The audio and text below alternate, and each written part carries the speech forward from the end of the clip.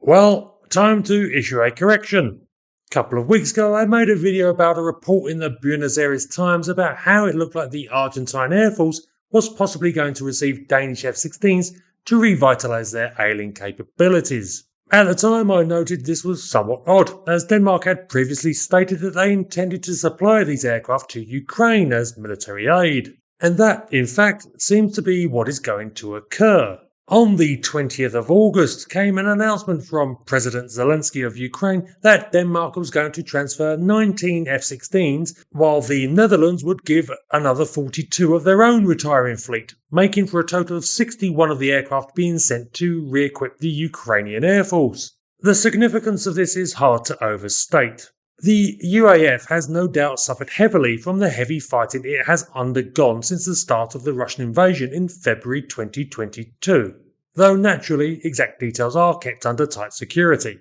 And the Ukrainians have been loudly calling for modern Western aircraft to supplement the dwindling numbers of Soviet-era aircraft that they are currently operating, and which have been supplemented by similar types from stocks held by NATO nations over the last year. Indeed, the limitations of Ukrainian air power have been seen as a significant issue in both protecting their territory from increasing attacks by Russian drones and in holding up their offensive operations trying to reclaim land taken by Russia.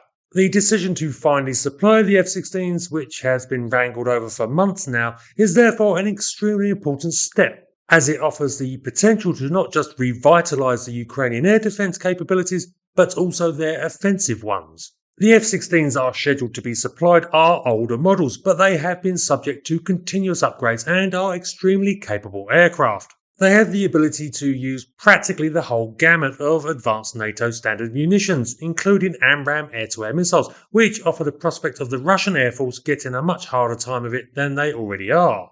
But more significant than this is that this represents a Rubicon moment, where Western nations effectively have a green light to supply aircraft to Ukraine.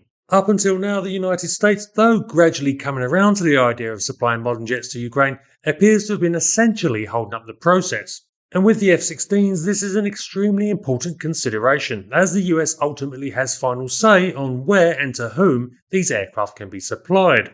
Another factor of importance for the supply of F-16s is that there is a lot of them available. A number of NATO countries are currently replacing them in service, and so these are available for transfer. On top of these 61 that appear to have already been authorised to be supplied are approximately another 120 or so similar aircraft held by Norway, Belgium and Denmark that may be sent in due course. Additionally, the United States also has very large numbers of this type both in service and in storage for potential use, which means that once F-16s are flying in Ukrainian colours, well, who supplied them is practically irrelevant politically, internationally that is. So yeah, it's a big deal, as what we have here is the groundwork being laid for rebuilding the Ukrainian Air Force as a far more formidable force. But there is some other news regarding this issue. The day before the announcement that the F-16s were to be transferred, President Zelensky of Ukraine announced that he had held talks in Sweden on the possibility of acquiring Saab Gripen fighters for the UAF. According to the issued statement, Ukrainian pilots have been conducting testing with the Gripen for an undisclosed amount of time already, and now discussions on potential transfer of this type are taking place.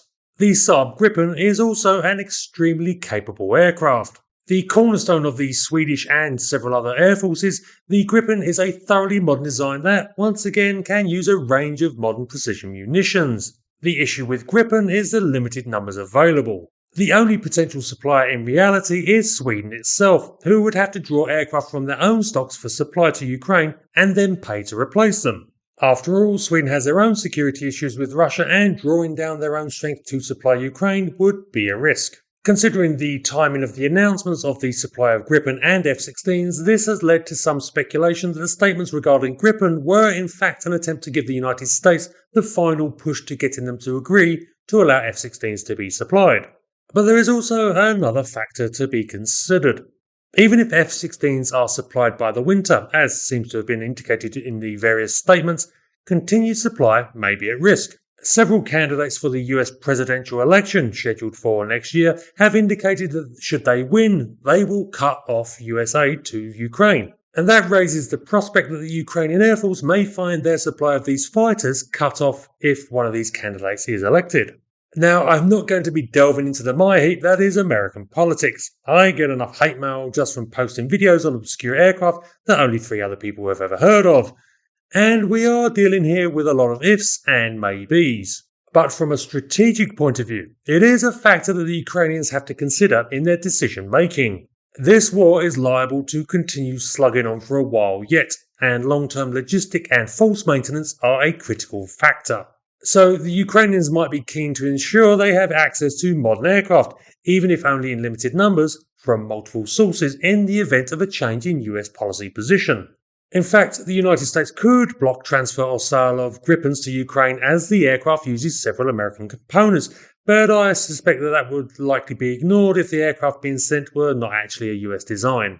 However, it will be interesting if the Ukrainians continue to follow up on earlier French suggestions on the transfer of Mirage 2000 jets to the UAF because of this potential problem. French aircraft have long been favoured by those who consider the United States to be a potentially unreliable security partner, and though currently the US is the principal supporter of the Ukrainian struggle, perhaps concerns on that remaining so will see French jets over the Ukraine at the earliest opportunity.